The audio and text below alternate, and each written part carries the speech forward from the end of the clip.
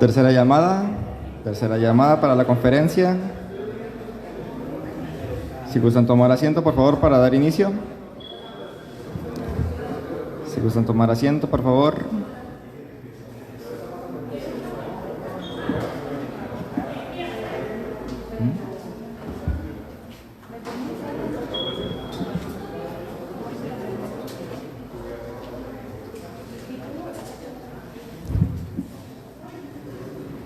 Bueno, damos inicio a la conferencia magistral después de las dos primeras mesas, impartida por la doctora Delia María Piña Aguirre, que nos viene a presentar el tema El desierto medanoso, aspectos geográficos, sociales y económicos de la construcción de una frontera a finales del siglo XIX. Para dar inicio, voy a leer una breve semblanza de la doctora que hoy nos acompaña. Así que es licenciada en Historia por la Universidad de Sonora. Realizó estudios de maestría y doctorado en Ciencias Sociales en el Colegio de Sonora en la línea de estudios históricos de región y frontera. En los tres casos, sus trabajos de titulación se vinculan a la frontera Sonora-Arizona desde la perspectiva del intercambio comercial, tanto legal como ilegal, y los factores que ello implica. Ha realizado estancias académicas en la Universidad Iberoamericana, sede de Santa Fe, y en la Universidad de los Andes, en Bogotá. Sus últimas publicaciones tratan sobre la aplicación del sistema aduanal durante el Porfiriato y las relaciones diplomáticas entre México, Estados Unidos y Colombia. En el 2024 ganó el segundo lugar del concurso de investigación de historia de Sonora Samuel Ocaña García. Actualmente es investigadora del Centro INAH Sonora, donde realiza investigación sobre las mujeres del río Sonora en el siglo XIX. Además, imparte clases en el Departamento de Historia y Antropología de la Universidad de Sonora y es cronista municipal vitalicia de URES. Un fuerte aplauso para recibir a la doctora, por favor, y le cedo el uso de la palabra. Muchas gracias. ¿Sí se escucha bien? Sí. Muy bien, gracias. Bueno, pues primero que nada, muchísimas gracias al doctor Jorge Mario Álvarez por hacerme extensiva la invitación y a todo el equipo que está organizando este primer simposio. Yo creo que uno de los elementos, una de las razones, por las que uno trabaja mucho es para presentar sus trabajos, sobre todo con un público al que le interesa el tema, y yo creo que uno de las grandes metas es, en mi caso, es estar por aquí en las fronteras presentando un poco de lo que he encontrado en los acervos documentales y también en acervos que a lo mejor están un poquito escondidos, como la Casa de la Cultura Jurídica, que de pronto no sabemos mucho qué tiene, y esto es una especie de balance, no solamente de la tesis de doctorado, de maestría, sino yo creo que desde la licenciatura ha sido un tema que, la frontera ha sido un tema que me ha interesado muchísimo desde diferentes ámbitos, pero principalmente a partir de los intercambios, tanto legales como ilegales. Entonces, por eso es como que un poquito de todo, aspectos geográficos, sociales, económicos, de cómo he visto a partir de los documentos que se va construyendo esta frontera. A lo mejor y no llegamos mucho a la parte de San Luis Río Colorado, pero yo creo que sí vamos a ver bastante del espacio en el que actualmente estamos pisando. Bueno, alguna de las cosas que a mí me gustaría que viéramos ahorita es un poquito de del significado de la frontera, específicamente para lo que era la frontera del siglo XIX, la frontera de Sonora, sus habitantes, cómo es que lograban sobrevivir en este lugar. Imagínenselo, hace 100, 150 años, este desierto sin la tecnología y sin los medios que actualmente tenemos, ¿no? Y cómo se va dando ese proceso, yo le pongo acá institucionalización por una cuestión de terminología, conceptos y demás, pero yo creo que también tiene que ver un poquito con la apropiación del territorio, tanto de los habitantes, de los pobladores, como de la parte del gobierno, la parte que va ligada a la pertenencia nacional, etcétera, ¿no? Entonces, pongo yo aquí algunos conceptos o definiciones de frontera que he encontrado en algunos estudios relacionados a el análisis de las fronteras. En el caso del segundo sería uno específicamente para la frontera entre Sonora, en la frontera pues sí, entre Sonora y Arizona. Y los demás, el primero que dice una frontera se origina cuando una comunidad ocupa un territorio, es Bernd Schroeder, es una persona que realiza historia y que habla mucho sobre el término frontera, pero me interesa mucho la parte que veamos un poquito de la definición desde un espacio geográfico, como un modo de vida. ¿Qué es la frontera para nosotros? ¿Qué sería la frontera? El límite, un límite tangible, a lo mejor un límite imaginario, un límite que simplemente nos dijeron ahí está la línea, está la garita, por ahí cruzamos, o es todo el cerco. ¿Qué representa ese cerco? ¿Desde cuándo está ese límite? Porque ese límite no está ahí hace 200 años, de hecho es hasta 1920, ni siquiera vamos a llegar a esa parte. O sea, la parte que nosotros analizaremos es un espacio plano en donde literalmente no hay un límite, o sea, no lo hay. Entonces, es una frontera geográfica, política, que delimita un territorio, una nación. Bueno, aquí, según el primero, por ejemplo, que dice, es cuando una comunidad ocupa un territorio, pues técnicamente aquí no tenemos límite, porque en 1850 aquí había nada, ¿no? Bien, entonces, ¿cómo era la frontera en el siglo XIX? Normalmente pensamos en un espacio, por ejemplo, como el estado de Sonora, en donde visualizamos un límite en la parte norte. Este mapa es de la década de 1820, este sería nuestro límite básicamente para el estado de Sonora, dice de hecho ahí Sonora, pero si se fijan, acá en realidad pues no tiene así como que un nombre como tal, ¿no? O sea, ¿limita con qué? ¿Quién sabe? Es 1820, es antes de la independencia, me puedo acercar un poquito. Es antes de la declaración de independencia, no hay nada, poblaciones así como que muy, muy, muy aisladas, no tenemos nada. Entonces, no hay obviamente una línea, no hay una fortificación o algo que nos diga aquí está la frontera. ¿Y qué va a pasar con esa frontera? ¿Cómo se empieza a dividir? A mí normalmente, una de las clases que he impartido en la Universidad de Sonora es la de Historia de las Relaciones México-Estados Unidos, y ahí nos tendemos un poquito más para atrás, pero yo quise empezar en esta ocasión con la guerra entre México y Estados Unidos para no irnos tan atrás. Es un episodio bélico entre 1846 y 1848, emanado del conflicto con Texas, que creo que ese también es más o menos conocido de manera generalizada, y que deriva en la pérdida de una importante parte del territorio nacional, ¿no?, para México. Entonces, yo tengo aquí, estos son mapas gringos, mapa de 1846, que es para Estados Unidos. Quisiera que viéramos dos cosas. La primera es en dónde empieza la Baja California, tiene un inicio ahí medio extraño. Otro es la división de Texas, ¿no? O sea, literalmente pareciera que está dividido entre Texas y la Alta California, pero sí tiene un espacio aquí, que es el de Nuevo México, pero no tiene una definición, ¿no? No hay una definición. 46, inició la guerra. Si me voy al 47, lo mismo, y si me voy al 48, más o menos igual, ¿no? La línea ahí donde inicia la baja es un poquito extraña.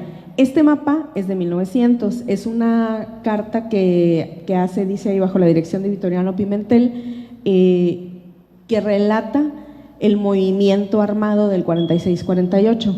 Dos de las cosas que podríamos ver, una, pues que normalmente se nos dice que en Guaymas no hay nada, aquí en este puntito se ve que hay algo, ¿no? O sea, viene señalado como un lugar en donde no hubo batalla, que se rindió, ¿no?, el lugar, pero, o sea, hay movimiento. Y otro que quisiera que viéramos es bordear esta zona de aquí, que más adelante cobra interés con lo de la venta de la mesilla. Por aquí pasaron las tropas y toda esta zona la exploraron. Y entonces, ¿cómo se define o cómo se va a ir trazando ese límite? Todas estas expediciones obviamente van a redundar en lo que se va a conocer después como el Tratado Guadalupe Hidalgo. El Tratado Guadalupe Hidalgo, que es también conocido como el Tratado de Amistad, Límites entre México y Estados Unidos, que es el que le pone fin a la guerra y el que estipula la cuestión de cómo se va a establecer el límite en su artículo 5. Dice ahí, el artículo 5, la línea divisoria entre las dos repúblicas comenzará en el Golfo de México y relata todo. Para la parte que a nosotros nos ocupa, también obviamente relata, nada más que no es el límite todavía definitivo, porque todavía nos falta la venta de la mesilla. Lo que quiero que notemos es que dice que se va a seguir la carta titulada Mapa de los Estados Unidos de México, según lo organizado y definido por las varias actas del Congreso, dice de dicha república, etcétera, etcétera, hecho por el señor de Sturner en 1847. Esa carta es esta, ¿no? O sea, aquí está, según lo organizado y definido por las varias actas del Congreso de dicha república y construido por las mejores autoridades, John D. Sturner, 1847, y repite la parte de la baja, ¿no? O sea, esta zona de aquí.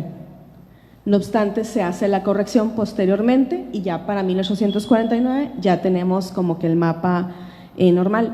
Con corrección me refiero a que también se hace la corrección en el tratado, ¿no? Más adelante, incluso en el de la venta de la mesilla, ya viene estipulado como nosotros lo podemos ver. Esto es lo que les decía, ¿no? O sea, la baja está súper abajo y la zona de aquí del desemboque del río Colorado, pues técnicamente no nos pertenecería, ¿no? Según lo que dice la carta y según lo que dice el tratado. Este es el de ya 49, y ya tiene una connotación diferente. O sea, se ve ahí que la baja ya pasó a ser otra vez de nuestra propiedad, ¿no? Y el desemboque del río Colorado.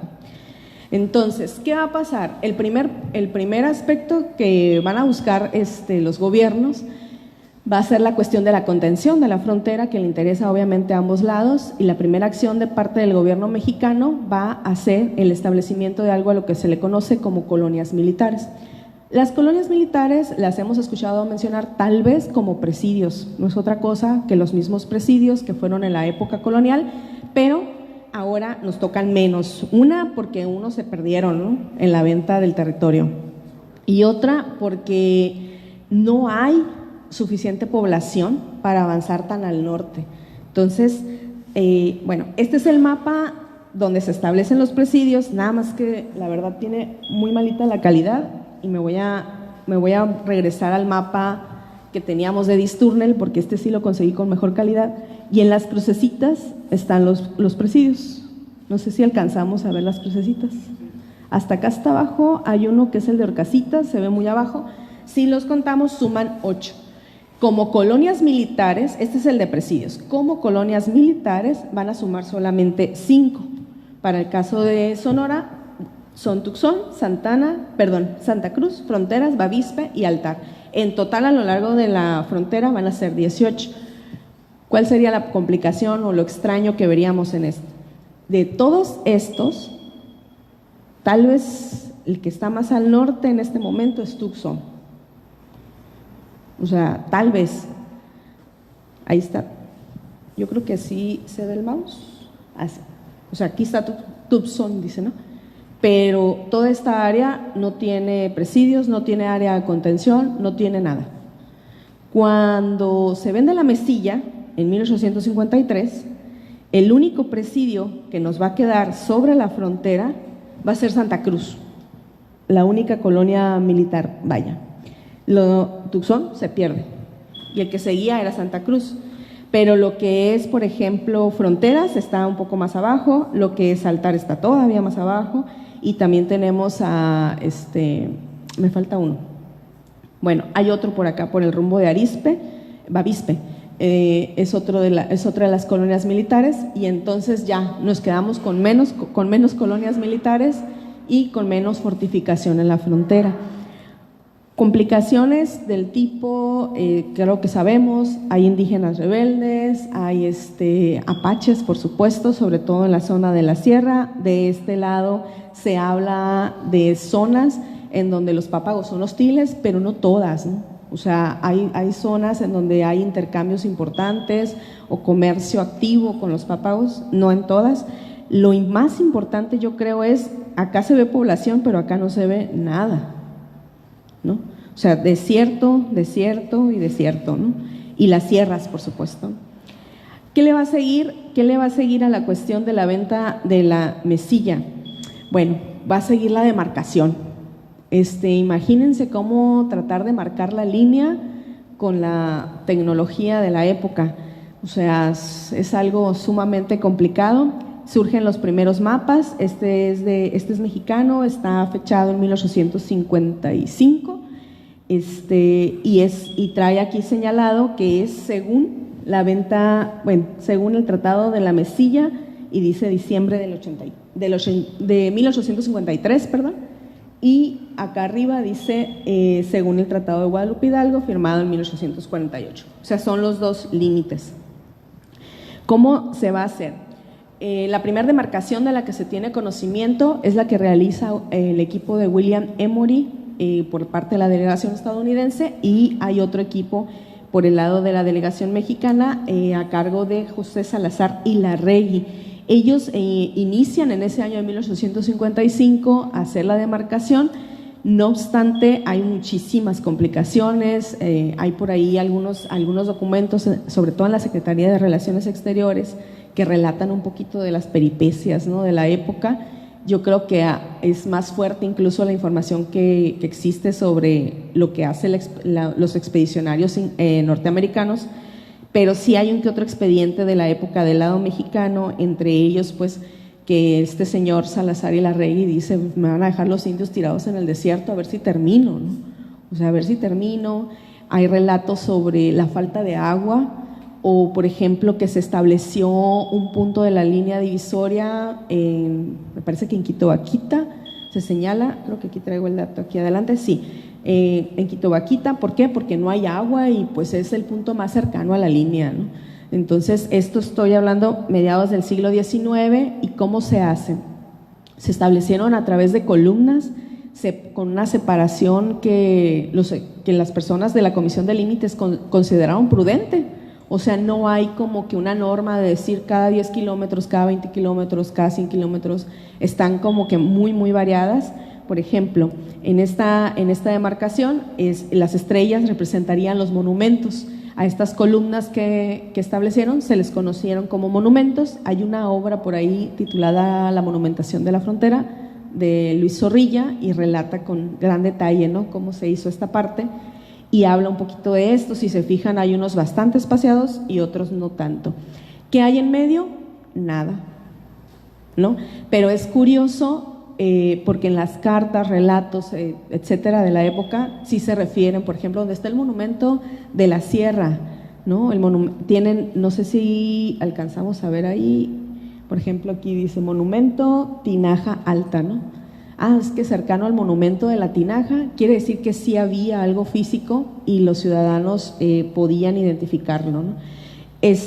Un detalle aquí sería que aquí está marcado en este mapa, que es un mapa sobre el distrito de Altar, dice monumento inicial. Aquí pues está el río Colorado y pues obviamente no es el inicio de la frontera. Probablemente sea un error de quien lo hizo, porque sí hay un monumento aquí en la baja, ¿no? O sea, sí lo hay. Y en el libro de monumentación y en los datos sobre límites y demás, siempre viene marcado el monumento de Tijuana. Entonces, este pequeño dato de que diga monumento inicial ahí, desconozco. La otra es que, más que tener nombre, tenían número, ¿no? Entonces, este es un mapa local y probablemente la persona que lo hizo ni siquiera sabía que había monumentos del otro lado. Y lo que sí extrañaría es que no hubiera puesto el número como en los mapas más adelante. ¿Por qué? Porque el número sí era visible, porque los mismos relatos te lo dicen, ¿no? Es el número tal, ¿no? Sí. Ajá, y el último es el 206. No, el Tijuana es 258. Después, porque le subieron, pero primero es el 206. Ajá, exacto. Entonces tienen número y luego van poniendo más monumentos y le cambian los números, ¿no? Sí. A manera nada más como de ejemplificar y para que nos demos una idea, esto ya es como que 5 décadas adelante, al finalizar el siglo XIX, se hace una comisión para revisar estos monumentos. Esta revisión la realiza el agrimensor Jacobo Blanco, que perteneció a la Comisión de Límites de esta época, y hacen como que toda la revisión correspondiente. También hay una memoria, esa está también en la Secretaría de Relaciones Exteriores, es un librote que relata todo el proceso, bien interesante y con muchísimas fotos. Entonces, estas son algunas de las fotos que vienen ahí. Por ejemplo, me parece que es el de Agua Prieta, es el monumento que está en Agua Prieta. Este es uno de las sierras de acá del desierto, o sea, está ahí arriba, pues, ¿no? O sea, hay que ir a buscarlo.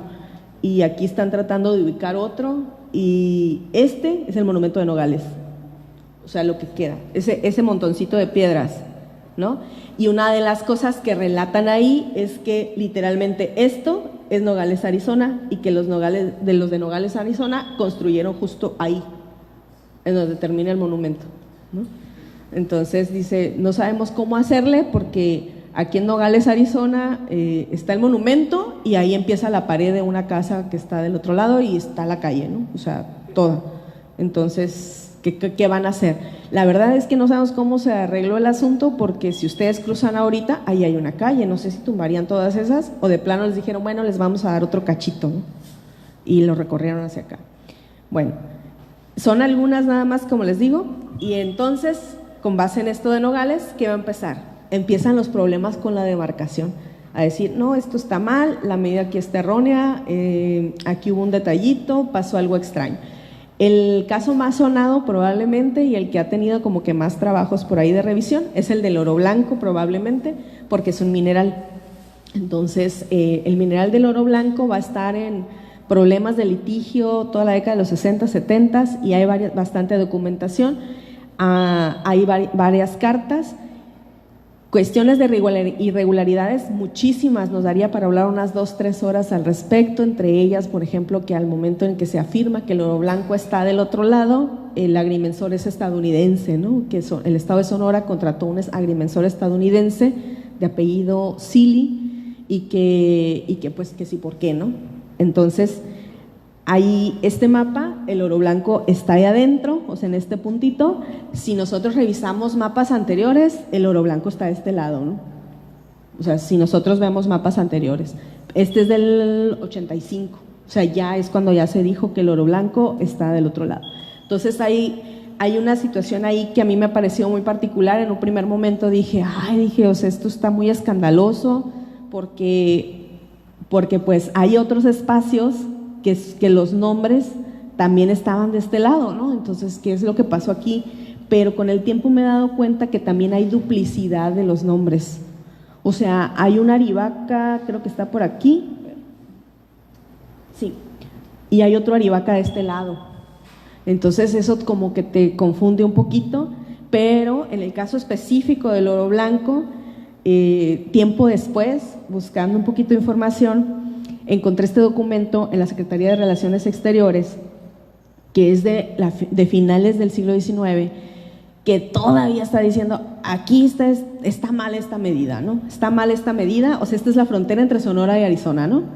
Y dice, esta línea roja es donde debería de estar la línea. Y esta otra de acá es donde está. Entonces, voy a darle un acercamiento.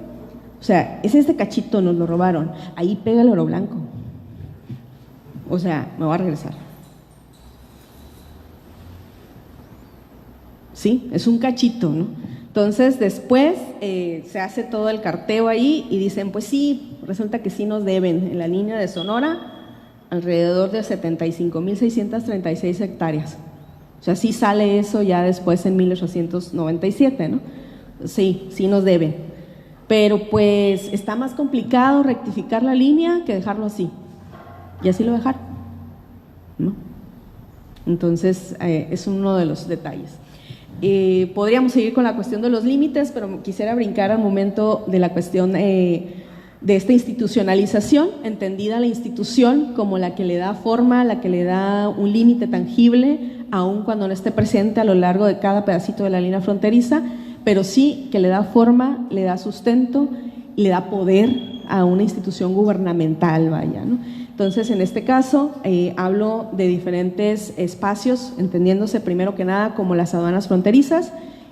Había aduanas de diferente tipo, hay puertos aduanales, por supuesto, y en este caso nos interesan las aduanas fronterizas, así están señaladas, en lo que se conoce como la Ordenanza General de Aduanas, emanado de la Secretaría de Hacienda para el periodo del Porfiriato.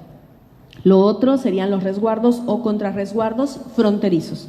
Estos resguardos o contrarresguardos son como puntos de vigilancia a lo largo de la frontera, no sobre la frontera, se ubican por lo general al sur, prácticamente 10, 20, 25 kilómetros al sur y algunos un poquito más cercanos a la zona de la capital, ¿no?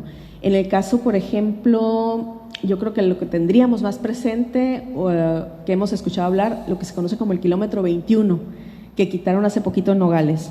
Bien, ese fue en su momento un resguardo, un contrarresguardo, un punto de vigilancia, una sede de la aduana, todo. ¿Por qué? Porque era como que el límite a partir del último punto que dice ahí zona libre, ¿no? Entonces, la otra serían las secciones aduanales, que son como subdivisiones o sucursales de la aduana que no tienen la capacidad de entregar o de hacer válidos procesos de importación o exportación, dependiendo de lo que se estipule en el momento, porque es muy, muy cambiante. Y el último sería la cuestión de la Gendarmería Fiscal, que es una instancia creada por el gobierno de Porfirio Díaz para el control de la importación y exportación de productos, principalmente de importación, es decir, controlar la cuestión de los impuestos, y tiene un reglamento súper estricto que va a ir como que cayendo un poquito a consideración de los interesados, ¿no?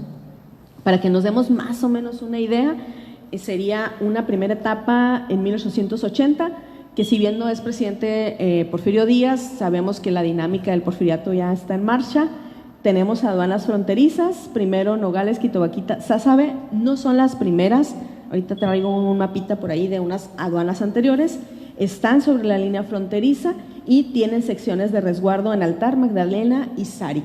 En el caso de la frontera hacia el este, no se cuenta con una aduana.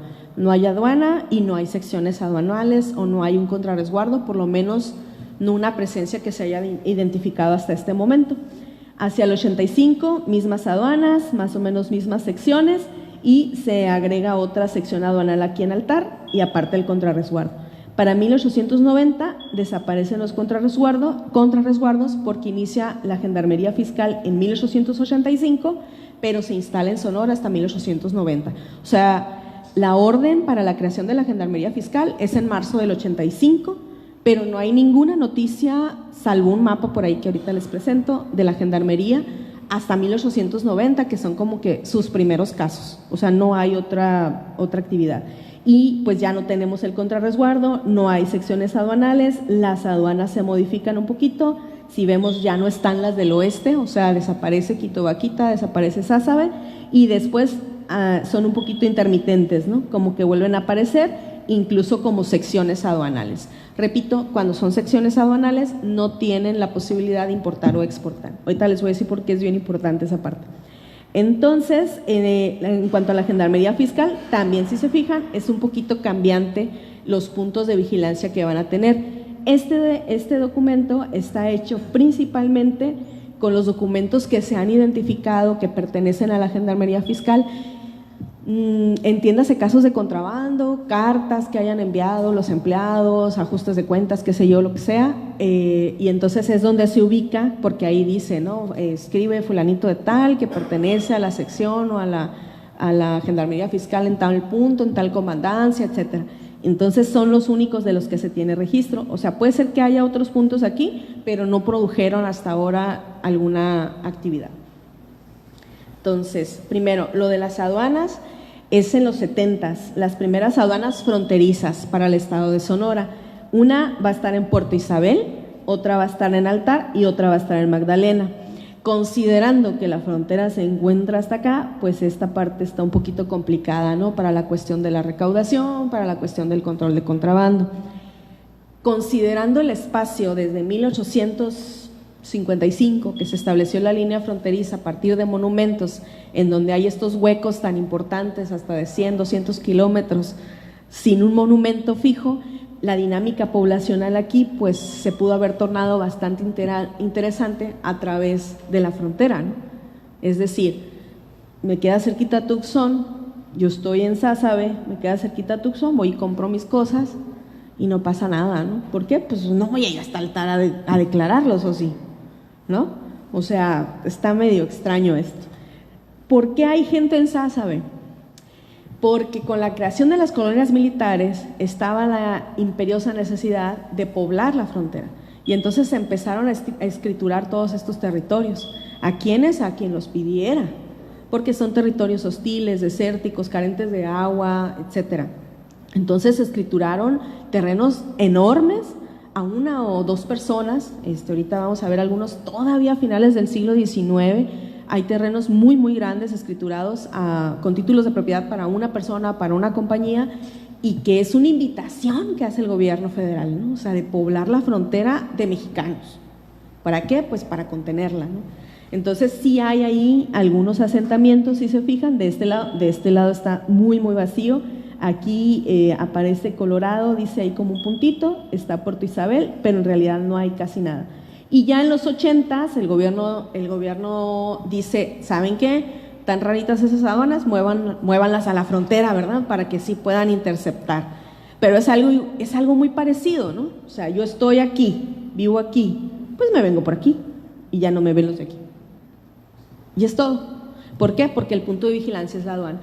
Características, por ejemplo, en los empleados aduanales, para el caso de Sázabe y de Quito Vaquita, hay un personaje, José Vasconcelos, vivió en Sázabe en su infancia, su papá era funcionario de la aduana y relata que era como una especie casi de castigo que los mandaran a este tipo de aduanas, como que era una especie de aislamiento porque no había nada, ¿no? No había nada y en los registros se ve que tienen máximo 5 o 7 empleados. O sea, en la aduana de Sázabe y la de Quito Vaquita menos.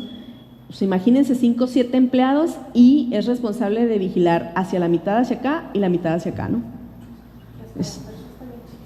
Sí, claro, exacto, ¿no? Pero en este momento es un rancho que es propiedad de un civil y ahí instalaron la aduana, ¿no? En este momento. En la actualidad yo creo que ya ronda los 1000 habitantes, ¿no? Sí. Entonces, este sería el mapa de la Gendarmería Fiscal y su reglamento, que es bastante intenso, dice que su poder llega literalmente por donde corre toda la vía del ferrocarril y en donde tengan toda la comandancia. ¿Por qué digo que es un poquito rudo? Porque básicamente tienen la obligación de considerar contrabando todo aquello que no traiga en el momento en el que ellos lo interceptan un papel que compruebe lo contrario.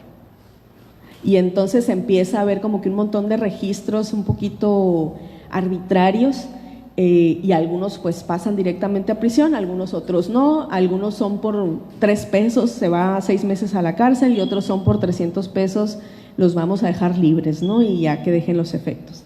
Hay una situación aquí que aplica tanto para el empleado aduanal como para el gendarme. La dinámica de la aduana es bastante curiosa. Literalmente dice, si tiene sospecha, deténlo. Si no trae el papel, quítale las cosas y que se vaya a prisión, ¿no? Por mientras. Entonces la persona puede optar por varias formas. Decir, yo no sé quién me echó eso, sabe, y se va. Lo desconozco y te dejo el paquete, pero yo ya no voy a la cárcel, ¿no? Entonces es algo bien común en la época por ejemplo, en la década entre 1890 y 1900, tengo identificados 101 casos de contrabando para la frontera entre Sonora y Arizona, y de todos ellos hay como 5 detenidos. Y los demás dicen, es que el sospechoso dejó el bulto y salió huyendo, ¿no? Sí, salió corriendo, pues de tonto se quedaba, ¿verdad? Pero bueno, entonces, ¿quiénes son los habitantes de la frontera? Esta parte es interesante desde la perspectiva que obviamente pues son los que son considerados como contrabandistas y que de una manera muy general están involucrados como que en varios casos de contrabando, pero hasta donde tengo identificado, rara vez se sabe que estén en la cárcel, ¿no? Por ejemplo, el señor Ramón Gagiola. Ramón Gagiola me aparece en los registros como desde los 50s, es el propietario del rancho del Sázabe y de otras propiedades alrededor, y en ese lugar es donde se ubica la aduana, o sea, en el rancho de su propiedad, ahí instalaron la aduana, pero a él le confiscan, ¿no? Varias veces, varias cosas ahí, a él y a sus hijos, ¿no? Les confiscan varias cosas, y él como que se queja, pero también a la vez es funcionario y en algún momento también fue administrador de la aduana, o sea, era el dueño del rancho de la aduana y él también era el administrador, ¿no? Entonces es un personajazo.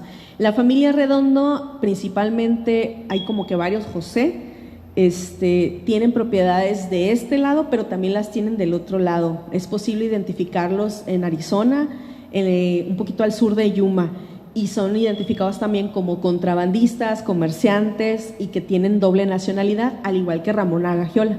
Esto de la doble nacionalidad quedó también en la parte de la venta de los territorios, cuando se estipuló la cuestión del Tratado de la Mesilla y el de Guadalupe Hidalgo. No se habló primero de doble nacionalidad, se habló de que se iba a respetar el regreso sin ningún problema y que podrían repatriarse, ¿no? Y más adelante se habló de la cuestión de la doble nacionalidad, que entiendo que muchos optaron por esa parte, aunque sí es posible todavía en los 80s, me he topado con un par de expedientes que dice que viene a regresar a su territorio, ¿no? Alguna persona en un primer momento que les daban chance de venir con sus cosas y ya después sí como que les cobraron un impuesto por las cosas que traían, ¿no? Y el otro personaje famosísimo por acá por la frontera, no quiere decir que sean las únicas personas que viven aquí, es Guillermo Andrade. Guillermo Andrade, que de seguro lo han escuchado hablar, es parte de la esencia de aquí de San Luis Río Colorado y es parte de la colonia Lerdo. Tengo sentimientos encontrados, no sé. Este señor es diplomático, fue cónsul, es dueño, creo que por aquí tengo un mapita, sí, es dueño del delta del río, todo, o sea, todo. Es una de las escrituras que se hace, o sea, todo dice aquí Guillermo Andrade y por aquí abajo también dice Guillermo Andrade, ahorita les digo, aquí abajo Guillermo Andrade. Y tengo otro mapa que dice que es dueño del otro lado también, del río, ¿no? O sea, también del lado de Mexicali, pues, pero ese creo que no lo agregué aquí ahorita. O sea, es dueño de los dos lados del río, ¿no? Entonces, hay una situación ahí que desconozco en torno a cuáles eran realmente sus intenciones en algún momento. Creo que tiene una estatua en Yuma, ¿no? Tiene una estatua en Yuma como fundador de ahí del territorio, pero el territorio es anterior a él, ¿no? No desconozco bien cuál es el papel que se le tiene atribuido ahí en Yuma. Tiene varios intentos, yo creo que me voy a adelantar un poquito. Bueno, por ahí adelantito traigo una pequeña notita de periódico, porque si ustedes lo buscan en los periódicos de la época, tiene muchísimas notas, que quiere establecer una compañía de irrigación, que quiere establecer una compañía de vapores, que quiere establecer una hacienda de no sé qué. Está involucrado en la producción de dátil también en la época, está involucrado en la producción de dátil, también está involucrado en la producción de cáñamo, que se daba también acá. Son como 5 o 6 cosas, él y sus hijos, y se muere él y sus hijos, entiendo que siguen un poquito con el legado y ya supongo que después se fraccionó esta parte, ¿no? Entiendo, espero. Entonces, estas escrituras no son de las últimas que se hacen en la época del Porfiriato, pero sí hay bastantes.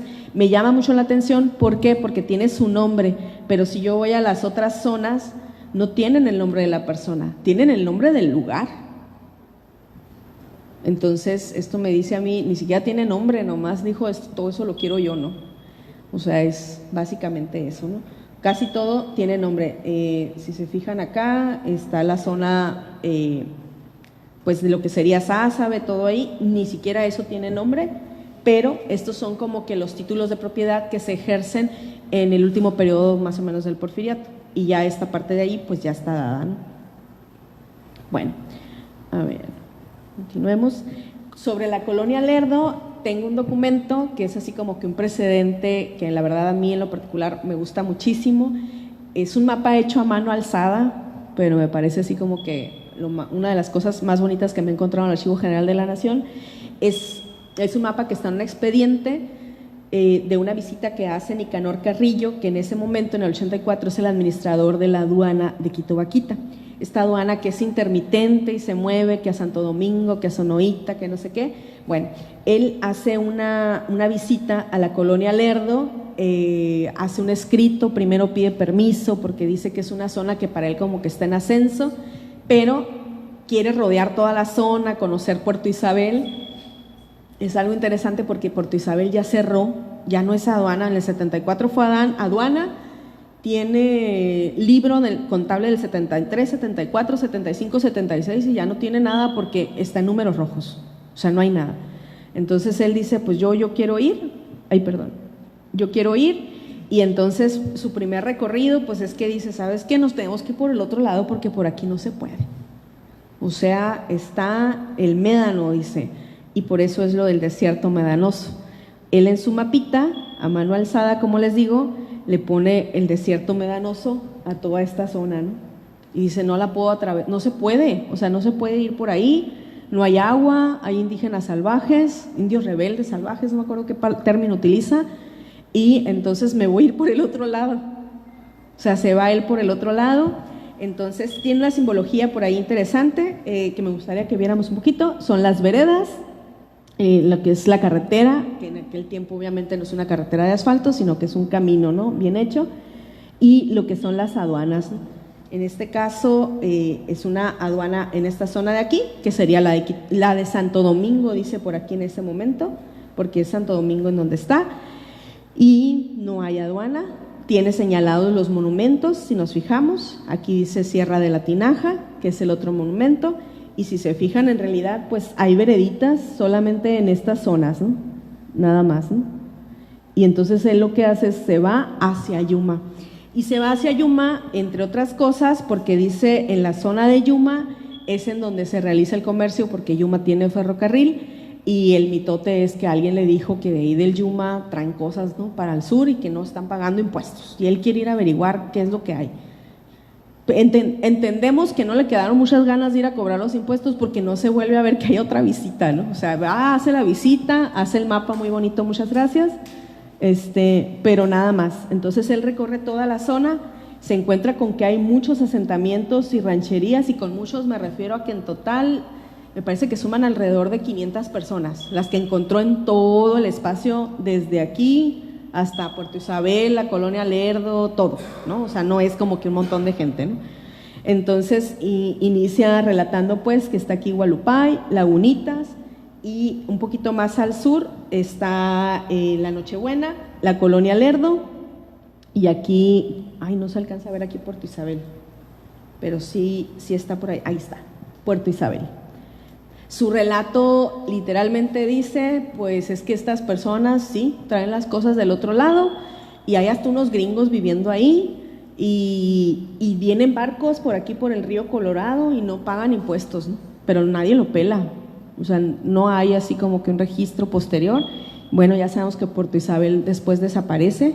En este relato pareciera como que es un poquito positivo el futuro de Puerto Isabel porque dice que tiene que fondean los barcos norteamericanos, que tiene empresas de carga, que hay comercio con los indígenas, que hay crianza de puercos, de ganado bovino, etcétera, y que esto se manda hacia Estados Unidos y que hay bodegas y todo, pero no hay nada de vigilancia, no hay nada de autoridad. Él manda el documento y no se ve que tenga ninguna respuesta, ¿no?, al respecto. Bueno, es parte de… Y bueno, lo de Guillermo Andrade, yo creo que se me vino un poquito para acá para atrás, era lo que les comentaba, entre las muchas actividades que hace, en 1880 está buscando ahí la aprobación para una línea de vapores en el Golfo de Cortés, a nombre de él, y se le concede, ¿no? Es una de tantas, ¿no? Porque también tiene la solicitud para lo de la empresa de cáñamo, también tiene lo de la producción de dátil y de otros frutos. Establecen como un sistema de huertas, hay por ahí una nota al respecto, establecen como una especie de sistema de huertas que a mí me llama mucho la atención porque hay mucha producción agrícola en la zona y que probablemente tenga como que ese punto de nacimiento. Ya casi acabó, ¿cómo ando de tiempo? La otra parte que a mí me interesa mucho y que es como que mi coco y de lo que me podría pasar hablando toda la tarde, pero me contuve y nada más traigo como 2 diapositivas, es el contrabando. Es el contrabando porque, primero porque en realidad no lo visualizo como tal para la época. O sea, les decía hace un momento, en este episodio, entre la división del territorio, el establecimiento de la aduana, la imposición, bueno, no es una imposición, el demarcado físico de la línea, la dinámica transfronteriza ya se tornó cultural, ya es algo cotidiano, etcétera, ¿no? Entonces, antes de que hubiera una aduana, eso nada más era intercambio y era comercio, pues. Se convirtió en contrabando con el establecimiento de la línea y fue una especie de choque cultural con el que obviamente las personas en su momento batallaron muchísimo y después pues se fueron ambientando, ¿no? Entre comillas, ¿verdad? Porque sabemos todo lo que pasa por debajo de la línea también, ¿verdad? Entonces, uno de los datos que yo les comentaba hace un momento es que hay muchos casos de contrabando, por ejemplo, entre 1880 y 1885, los azules son todos los casos, ¿no? Y las penas corporales o las personas que hay en prisión, nada más son 2, ¿no? O sea, es todo. Y las detenciones, pues también, o sea, dejan mucho que desear, por lo general son menos de la mitad de lo que se detecta por aduana en cada año. ¿Por qué? Porque lo normal en el expediente es ver que el sospechoso o el bulto se fue o se quedó.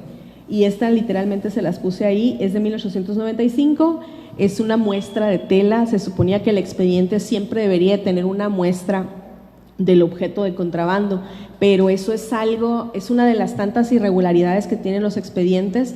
Hasta ahorita esa es la única muestra que me he encontrado, es una muestra de tela.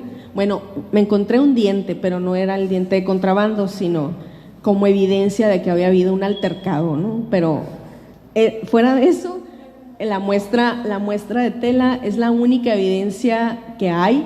En cuanto a la actividad de contrabando, se le quitó a un norteamericano que venía a traerle a un comerciante. Y esa es la otra parte, ¿no? Hay muchísimo comercio en la zona de la frontera, sí la hay, principalmente en la zona obviamente de Nogales por el ferrocarril, y es más fácil detectarlo. Hay muchísimos más empleados. Todos estos casos que están aquí son más que casos, son comerciantes identificados con casos de contrabando a través de estos expedientes de contrabando que dicen le llevo a tal comerciante o a tal persona que se dedica al comercio. Entonces, cositas que a mí me gustaría que tomáramos en cuenta, algunas de ellas se encuentran incluso, por ejemplo, en Sázabe, que nosotros no pensaríamos pues que Sázabe tiene un comerciante en esta época que está tan chiquito, o en Sáric, que son poblaciones muy pequeñas, y entre ellos está por ahí, no lo ubico aquí, Carlos B. Cerventi. Este señor tiene una tienda en territorio estadounidense, pero también fue empleado fiscal del lado mexicano y fue empleado o sea, tiene ahí como que también su expediente, y él es como que varias cosas, ¿no? Trabaja para la aduana, trabajó para la gendarmería, tiene cosas así, y también tiene su tienda del otro lado y también la tenía de este lado, ¿no? Entonces hay ahí como que les decía, varias inconsistencias relacionadas a la actividad comercial, legal o ilegal. Bueno, no sé, ¿me quedan tiempo todavía? ¿Sí? Bueno, entonces, pues yo creo que dentro de las cosas que a mí me gustaría que nos quedáramos un poquito, tener un poquito de nociones con respecto a todos estos conflictos que se dan a partir de la demarcación, es decir, una situación que de hecho ahorita todavía está fresca por la cuestión que se viene sobre las aguas del río Colorado y que todavía está por ahí en conflicto. Yo creo que nos remite un poquito a la cuestión de la demarcación y de las complicaciones que ha traído a lo largo de la historia, y cómo este comercio a través de la frontera se ha tornado en otras cosas a lo largo del tiempo. ¿Por qué? Porque si revisamos estas rutas comerciales que luego se tornaron en contrabando, siguen siendo las mismas en la actualidad. O sea, si nosotros vamos ahorita a Sázabe, pues a lo mejor no encontramos una gran aduana ahí, ¿no? Pero sí vamos a encontrar mucho de qué hablar. Entonces la zona del desierto de Altar ha sido una zona de conflicto en términos transfronterizos, y lo sigue siendo. Nada más es como que una cuestión de revisarle un poquito. La cuestión de la evasión fiscal o del contrabando de esta época, repito, no tiene la connotación de verlo como algo negativo o algo malo, es más bien visualizarlo desde la perspectiva de que de cierta manera es una estrategia de supervivencia. Hay una contrariedad ahí importante en cuanto a, te invito a que vengas a poblar, pero verás, te la voy a poner difícil porque no vas a poder ir a conseguir nada para comer, aunque esté ahí cerquita, ¿no? según la lógica del gobierno mexicano de la época, con sus leyes dictadas desde el centro, las personas que vivían en esta zona tenían que venir a esta aduana para declarar los productos que se fueran a comer, ¿no? Entonces tenían que hacer esa vuelta. ¿Qué va a pasar, por ejemplo, en momentos en la frontera en donde se quedan suspendidas las aduanas de Sasa, Bequitobaquita y nada más está la de Nogales? La intención del gobierno federal es que las personas que viven aquí vengan a esta aduana de aquí y luego regresen. No tiene ningún sentido, pues, ¿no? Entonces es esa visualización del contrabando, del comercio, de la actividad de las personas que viven aquí como una estrategia de supervivencia para realmente poder poblar los territorios. Bueno, yo creo que sería todo por mi parte. Muchas gracias.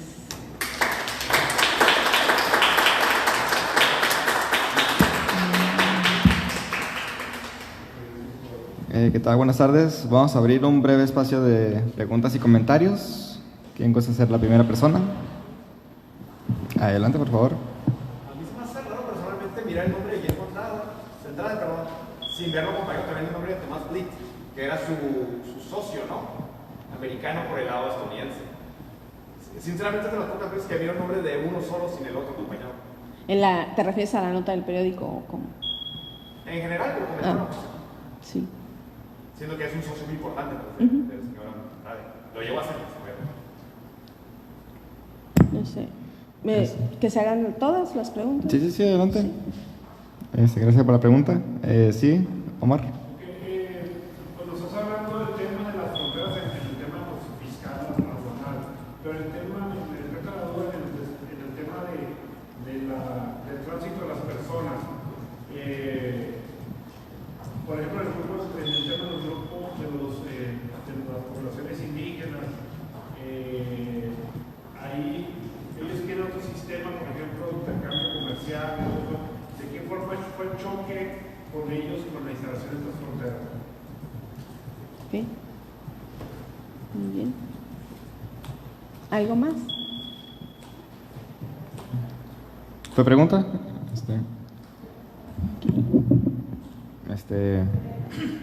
Listo. Creo que fue pregunta la de Omar. ¿Sí, no? Adelante.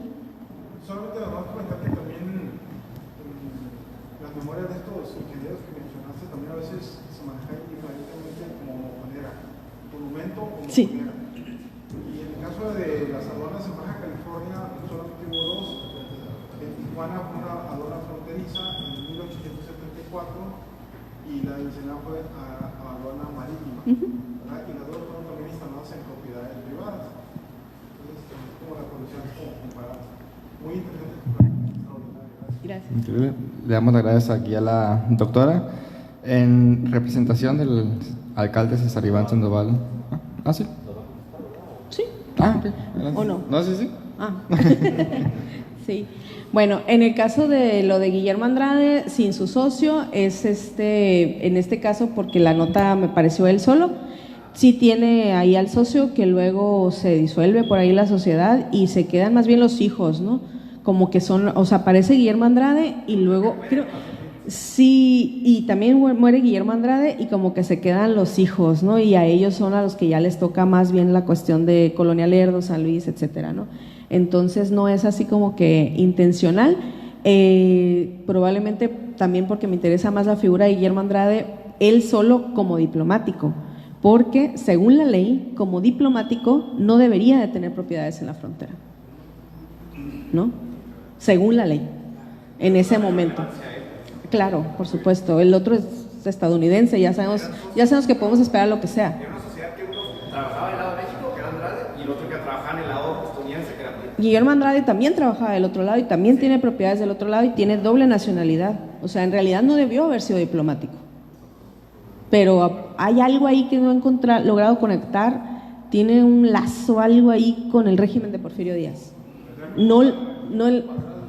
Hay algo ahí, o sea, tiene mucho poder aquí en la zona, tiene mucho favoritismo, es evidente, pero no he logrado conectar. Por ejemplo, en Palominas, en la zona de Palominas, que es del lado oeste, hay otro diplomático, Barriquete, no recuerdo ahorita el apellido. Hay otro diplomático que está en conflicto y tiene propiedades y tiene una mina y todo, le ponen el dedo y lo quitan de diplomático.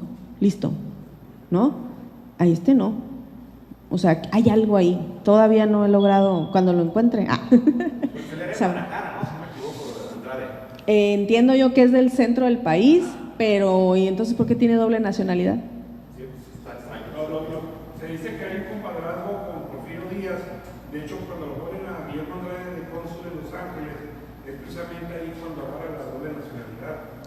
Y luego ya le dan, pues, agarra todo lo que lo. Pero yo no he encontrado la evidencia de que sea compadre. Los Sí. dicen que eran compadres, ¿no? Y que era muy espléndido, ya por el tema de minas y otras cosas que se desarrollaron acá por en sus propiedades. Sí, y no es, o sea, no es todo. Hay otras imágenes en donde hay más cosas o más propiedades a nombre de él ahí. Sí. Con respecto a lo del tránsito de personas, yo creo que ahí la frontera normalmente se habla como un espacio de excepción. Y entre las excepciones yo creo que es la de Sonora porque tiene muchísimas complicaciones. Justamente hoy platicaba por ahí en la mañana con alguien con respecto a cómo se había dado después de la independencia el proceso de que a los indígenas se les va a conceder la ciudadanía y se les van a respetar sus tierras, etcétera, etcétera. Lo mismo aplica para la zona de la frontera. Se les va a respetar su territorio. Y aparece en los mapas ya de los 80, 70 la zona Pápago y aparece como Pozo Verde. No quiero decir que tengan libre tránsito ya de uno y otro lado de la frontera, pero ya aparece ahí señalado y pues vaya, si todo el mundo podía pasar, porque ellos no. O sea, es una especie de campo abierto, o sea, esta es la Mojonera y de aquí para allá no hay nada, punto. ¿Sí? Y es correcto, aparece indistintamente como Mojonera, como monumento. En términos coloquiales es mojonera de hecho, y en los documentos, sobre todo en la Secretaría de Relaciones Exteriores, etcétera, aparece como monumento por lo general. En las aduanas de Baja California es una aduana también, Tijuana es una aduana intermitente porque aparece en algunos mapas y en otros ni siquiera aparece como rancho, asentamiento, nada. ¿Sí? Y lo mismo pasa con el Sázabe, hay mapas en donde ni siquiera aparece como un rancho, como un asentamiento, nada. Y hay otros momentos en los que ya aparece como aduana, aparece como una población, etcétera. En la actualidad es una población bastante complicada, yo creo que no llega a los 1,500 habitantes, no sé. Yo estuve ahí hace muchísimo tiempo y tenía poco menos de 1,000 habitantes. Sería todo, yo creo, no sé. ¿Alguien más gusta opinar, comentario? Bueno, entonces procedemos a agradecer la conferencia de la doctora Delia María Piña Aguirre. Voy a proceder a leer el reconocimiento. Por su valiosa participación en el primer Simposio Binacional de Identidad y Frontera, Perspectivas desde el Noroeste, con su conferencia magistral El desierto medanoso, aspectos geográficos, sociales y económicos de la construcción de una frontera a finales del siglo XIX, contribuyendo con su conocimiento y experiencia al fortalecimiento del diálogo académico y cultural entre comunidades del noroeste de México y su zona fronteriza. Para entregarlo, la regidora que viene en representación del presidente César Iván Sandoval Gámez, Daniela Pozo. Un fuerte aplauso para la conferencista y para la regidora, por favor.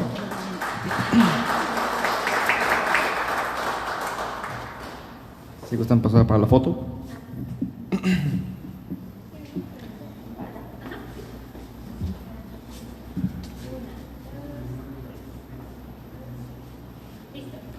Muy bien, vamos a dar un breve receso antes de pasar con el conversatorio de producción académica en el noroeste.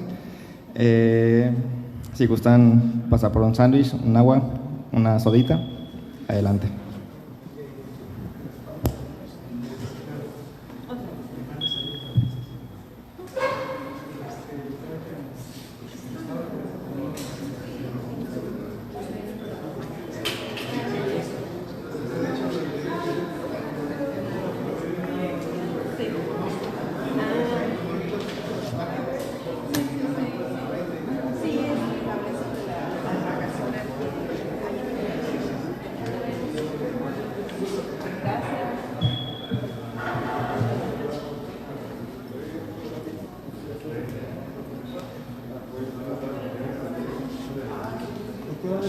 Interesantísima su plática. Ay, muchas gracias. Fíjense que quedamos comentar como curiosidad.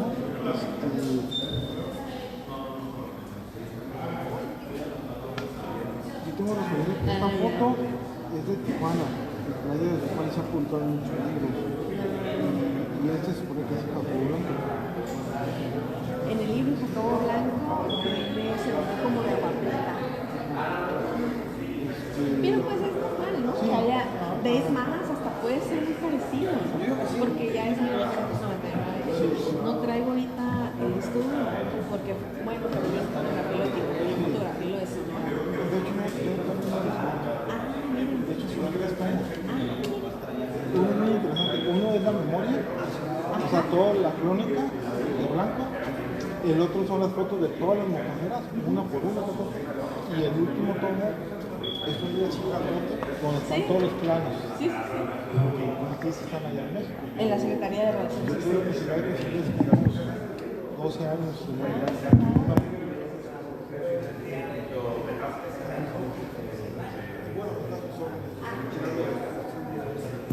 Bueno, este es el primero. Entonces, o este. Sí. Bueno, 1, 2, 3.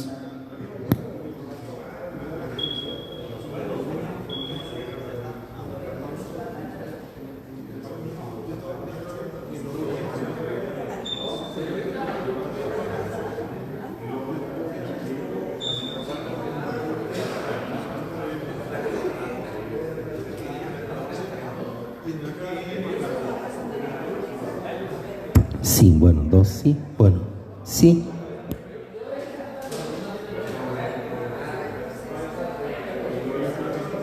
Sí, bueno, 2. Sí, bueno.